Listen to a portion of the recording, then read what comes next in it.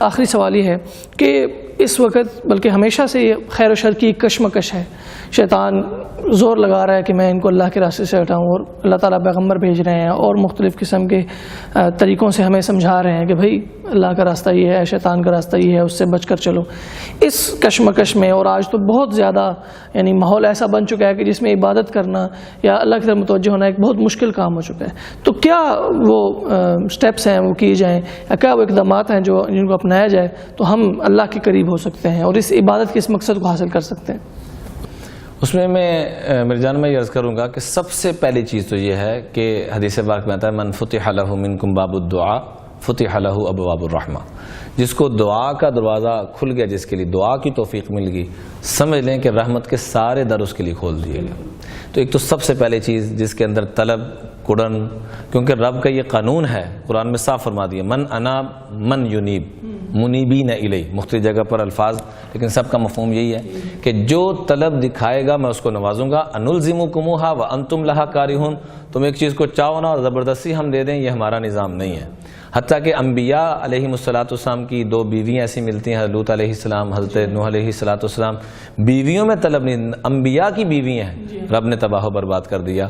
فرعون جیسے ظالم کی بیوی ہماری امی جان اما آسیہ رضی اللہ تعالیٰ عنہا کو رحمت نازل فرمائے، ان میں طلب تھی، اللہ نے وہاں سے نکال کر امام الانبیاء کی بیوی بنا دیا اور ایمان کے اعلیٰ درجے میں ان کو پہنچا دیا. رب ابنی لی عندک بیتا فی الجنہ، وہاں رب نے جنت میں بھی اعلیٰ مقام دے دیا.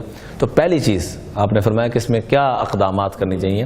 پہلی چیز تو یہ ہے کہ پچھلے پہ استغفار، معافی مانگتے ہوئے اللہ کی محبت کی آیات کو بار بار پڑھا جائے. یا ایھا الانسان ما غرک بربک الکریم، اتنے پیار والی آیت ہے، اللہ کی قسم اتنے پیار والی کہ کاش کہ ہمیں عربی سمجھ میں آئے، اور عربی نہیں آتی تو اس کے کچھ مفہوم کو جو ہم اردو میں کر سکتے ہیں وہ ہمیں سمجھ میں آ جائے تو ہمارے سارے معاملات حل ہو سکتے ہیں. کہ آج اس کے پاس کسی کے پاس 2 پیسے آ جائیں، کسی کے پاس چھوٹا سا عہدہ آ جائے تو وہ نیچے والے سے بات کرنا یا اس کو دیکھنا بھی گوارا نہیں کرتا.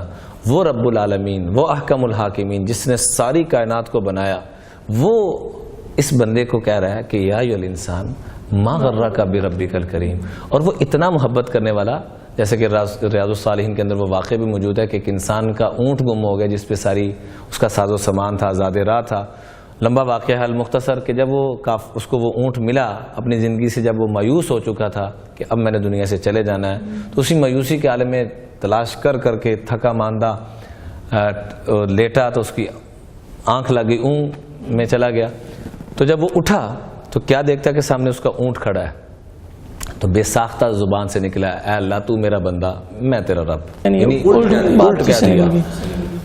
تو میں جتنا یہ بندہ للہ افراح بتوبت عبد، اللہ اپنے بندے کی توبہ پر جتنا اس اونٹ والے کو خوشی ہوئی ہے اس سے بھی زیادہ خوش ہوتا ہے جب بندہ لوٹ کے آتا ہے. اتنی محبت کرتے ہیں اللہ تعالیٰ. ایک حدیث میں فرمایا عبدی انی لک محب فبحقی علیک کلی محبہ، اے میرے بندے میں تجھ سے رب العالمین، احکم الحاکمین، اول الاولین، آخر الآخرین، انبیاء کو پیدا کرنے والی ذات، بدیع السماوات والارض، هو الاول والآخر والظاہر والباطن، ساری خوبیوں کا مالک وہ اللہ کہہ رہا ہے انی لک محب، میں تجھ سے محبت کرتا ہوں. فبحقی علیک کلی محبہ، تجھے اس محبت کا واسطہ تو بھی تو مجھ سے محبت کر.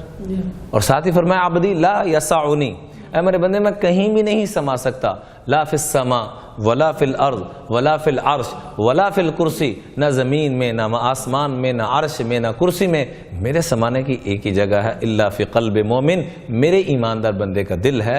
اے میرے بندے اپنے دل میں مجھے بھی تو تھوڑی سی جگہ دے دے. جس نے سب کچھ دیا، ان چیزوں کو سامنے رکھ کے استغفار کیا جائے، معافی مانگی جائے، کیونکہ آج ہر بندہ پریشان ہے. جس بندے کے کندھے پہ ہاتھ رکھیں آپ کو پریشان نظر آئے گا. میں ایک ڈاکٹر صاحب کے پاس گیا تھا، وہ بریگیڈیئر بھی تھے، ماہر نفسیات سیالکوٹ کے اندر. تو میں جب ان کے پاس سے ایک مریض کو لے کر پہنچا تو اس کے اعصابی طور پہ کوئی مسائل تھے. تو مجھے دیکھتے کہنے لگے مولانا بڑی دلی تمنا تھی کہ آپ سے ملاقات ہو، جنید بھائی کے ساتھ آپ کے بڑے پروگرام دیکھے، آج مل کے بڑا اچھا لگا، اور جنید بھائی کی زبان سے آپ کا بڑی دفعہ ذکر خیر. میری آنکھوں میں آنسو بھی آ گئے. جنید کے جانے کے بعد کا یہ واقعہ ہے. کہنے لگے کہ آپ سے پہلے جو پیشنٹ آئے ہوئے تھے آپ کو پتا ہے وہ کون تھے؟ میں کہا جی فلاں جنرل صاحب تشریف لائے ہوئے تھے، باہر پروٹوکول سارا کھڑا تھا. وہ کہنے لگے جرنیل سے لے کر عام فوجی تک اور آئی جی سے لے کر عام پولیس والا اور عام شہری، عام دیہاتی، ہر طرح کا طبقہ میرے پاس آتا ہے اور آ کے کیا کہتا ہے، ہمیں دوائی لکھ کے دیں، ہمارے پاس سکون نہیں ہے، سکون کی نیند نہیں آتی، میں سب کو لکھ کے دیتا ہوں۔ یہ بات کہتے ہوئے ان کی آنکھوں میں آنسو، روتے کہنے لگے مولانا حقیقت بات یہ ہے کہ میرے پاس خود بھی سکون نہیں ہے۔ میں نے ان کو کہا کہ آپ روزانہ کم از کم 300 مرتبہ استغفار کریں، یا تواب روزانہ غسل کر کے نفل کے توبہ کے 2 نفل پڑھیں اور یہ وظیفہ کریں۔ میں الحمدللہ پورے پاکستان کی جیل خانہ جات میں اللہ پاک موقع دیتا ہے بیانات کے لیے، قیدیوں کی تربیت کے لیے، اللہ سب سے پہلے میری بھی تربیت فرمائے، تو میں جہاں بھی جاتا ہوں یہ وظیفہ ضرور عرض کرتا ہوں، اور ناظرین سے بڑے ادب سے درخواست کروں گا کہ رب سے کنیکشن جوڑنے کے لیے بڑی زبردست یہ چیز ہے کہ روزانہ غسل کریں، 2 نفل توبہ کے پڑھیں۔ اور یہ میں نے جنید بھائی کو کوئی 17-18 سال پہلے بتائے تھے، وہ کہتا ہے میری کوشش ہوتی ہے کہ ہر ہفتے میں کم از کم 1 دفعہ تو اس کو ضرور پڑھتا ہوں، اور میں نے اس کے عجیب اثرات دیکھے۔ تو ایک تو یہ نفل پڑھے جائیں، استغفار کیا جائے، اللہ کو یا توابو کہہ کے یا استغفر اللہ کہہ کے جو بھی مناسب سمجھیں، لیکن دل سے کیا جائے اور بعد میں جتنا موقع ملے گڑ گڑا کے مانگا جائے۔ ایک چیز تو یہ۔ دوسری چیز آپ نے فرمایا کہ کیسے اس کے کیا درجات ہیں اور کیا چیزیں ہیں کہ جس سے ہمیں اللہ کا تعلق نصیب ہوگا۔ جس چیز کو اپنی زندگی میں لانا چاہتے ہیں اس کی دوسروں کو دعوت دینا شروع کر دیں۔ جو دوسروں پہ رحم کھاتا ہے اللہ اس پہ ضرور رحم کھاتے ہیں۔ یہ 2 گزارشات ہیں کہ دعوت و تبلیغ کا جو مقصد ہے پوری دنیا میں جیسے نظام چل رہا ہے اور اس کی برکت سے ہزاروں نہیں لاکھوں نہیں کروڑوں انسانوں کی زندگی میں تبدیلیاں آئیں، آج بھی اگر ہم چاہتے ہیں کہ میری آپ کی زندگی میں جو تبدیلی آنی ہے وہ اسی مبارک نسبت کی برکت سے آنی ہے کہ ہم دوسروں کو تبلیغ کریں، دوسروں کو ریکویسٹ کریں۔ ذہن میں سوال یہ پیدا ہوتا ہے کہ میں پہلے خود تو عمل کر لوں، تو یہ باقاعدہ سوال حضور علیہ السلام سے صحابہ نے پوچھا، الا نامر بالمعروف حتی نعمل بہ کلی، سیدنا انس رضی اللہ تعالیٰ سے راوی ہیں، سوال کرتے ہیں یا رسول اللہ صلی اللہ علیہ وسلم اس وقت تک اچھی بات کا حکم نہ کریں جب تک خود 100% عمل کرنے والے نہ بن جائیں، تو آپ نے فرمایا نہیں، بل مروا بالمعروف وان لم تعملوا به کلی، نہیں بھی عمل ہو رہا دوسروں کو ترغیب دو، اللہ اس کی برکت سے تمہیں بھی توفیق دے دے گا۔ وانہوا عن المنکر، برے کاموں سے رکو اور دوسروں کو بھی روکو، وان لم تجتنبوه کلا، اگر جو تم نہیں بچ پا رہے جب دوسروں کو ترغیب دیں گے۔ اور اس میں آخر میں یہ گزارش کرنا چاہوں گا کہ آگے سے کئی بندے مذاق اڑانا شروع کر دیتے ہیں، اللہ کا واسطہ ہاتھ جوڑ کے میں درخواست کرتا ہوں، نہیں ماننی نہ مانے، یہ بہت چھوٹا گناہ رہ جائے گا۔